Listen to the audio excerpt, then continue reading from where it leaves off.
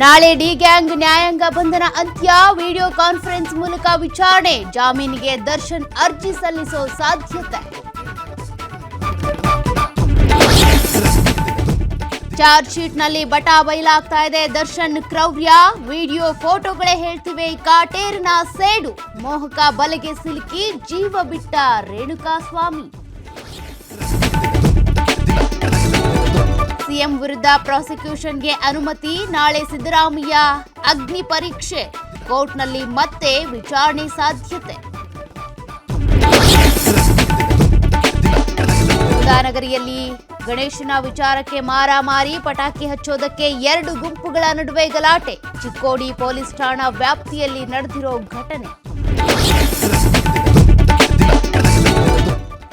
ಇಂದಿನಿಂದ 3 ದಿನ ಅಮೆರಿಕಕ್ಕೆ ರಾಹುಲ್ ಗಾಂಧಿ ಪ್ರವಾಸ. ಹಲವು ವಿವಿಗಳಿಗೆ ಭೇಟಿ ನೀಡಿ ವಿದ್ಯಾರ್ಥಿಗಳೊಂದಿಗೆ ಸಂವಾದ. ಇಂದು ಡಲ್ಲಾಸ್ನ ಟೆಕ್ಸಾಸ್ನ ವಿವಿಯಲ್ಲಿ ಚರ್ಚೆ.